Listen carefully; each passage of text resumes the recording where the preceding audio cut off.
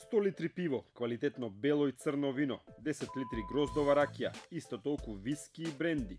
Ова е дел од огласот за јавна набавка што го спроведува општина Ранковце, преку кој на едно место се бараат средства за дезинфекција и џогери, но и алкохол.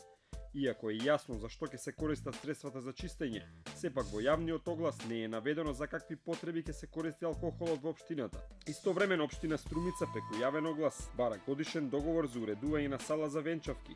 Договорот предвидува поставување навлаки на столици, поставување на букети со природно, но исто вештачко цвеќе. Овие слични огласти јавно се објавуваат, но не секогаш јавноста ги приметува дали нешто е спорно во нив и дали се е законски. На увид на јавноста секога се покрупните сделки, како онаа на градоначалникот на Струга Рамис Мерко за набавка на нов службен автомобил. Ако се суди според анкетниот лист, Мерко нема собствен автомобил, но тоа не го спречува новиот градоначалник да се вози во луксузна службена лимузина. Општината со која раководи Мерко неодамна објави оглас за набавка на 4 нови автомобили, но еден од нив се издвојува. За својот службен автомобил Мерко бара да има најмалку 190 конски сили, 6 воздушни перничиња, сензор за дожд, кожни седишта и волан со звучни команди. Мерко не смета дека општината набавува луксузно возило. 190 коњски сили е мало. Значи, тоа е Ауди 2000 кубици. Не е 3000. Не е 3500 кубици. Не е 5000 кубици. Како што ги имаат другите. Значи, сме отишли на помалото, зато го одредивме 190 коњски сили.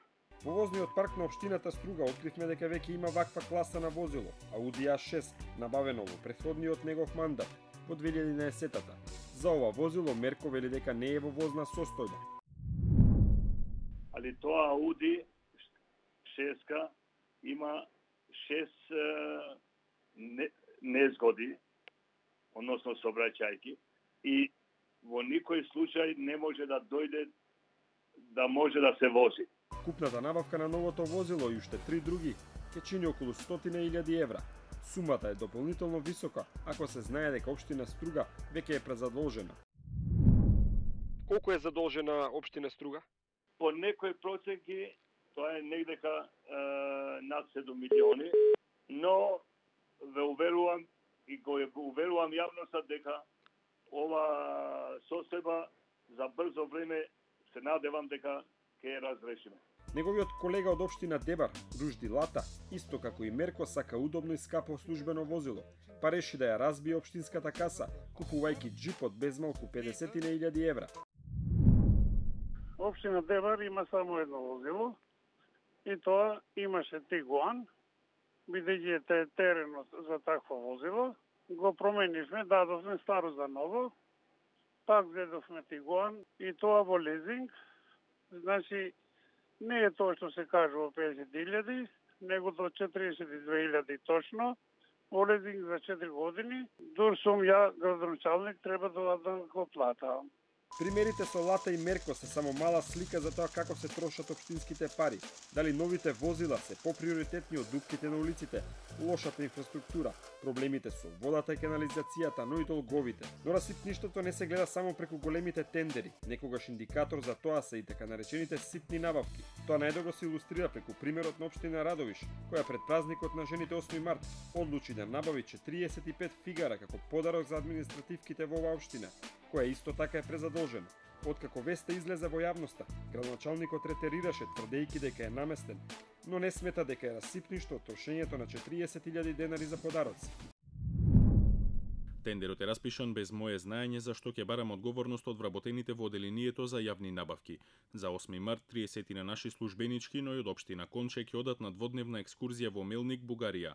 Оваа екскурзија не ја плаќаме со општински пари, туку со пари од рудникот Бучим кој ни обезбеди спонзорство. Општините и град Скопје годишно трошат на 140 милиона евра за околу 4000 јавни набавки. Според анализата на Центарот за граѓански комуникации, најголем проблем е конкуренцијата на локалните тендери. На мониторираните тендери имало просечно по 2,4 понудувачи, а на 35% од тендерите имало една или ниту една понуда. Анализата покажува дека иако тендерите траат се подолго, фирмите имаат се пократки рокови за изработка и за доставување на своите понуди. Постојат случаи во кои фирмите имале само еден ден за изработка и доставување на понуда. Проблем е и процентот на поништени постапки за јавни набавки кој изнесува 18%. Доминантни причини за поништување на поставките се високите цени и немањето понудувачи на тендерите. Купните долгови на општините се уште јавна тајна, но голем дел од нив имаат блокирани сметки. Токму затоа, уште поважно е домакинското работење на првите луѓе на општините, кои некогаш повеќе се грижат да набават скапи возила, па и по цена да возат по дупки и кал во своите општини.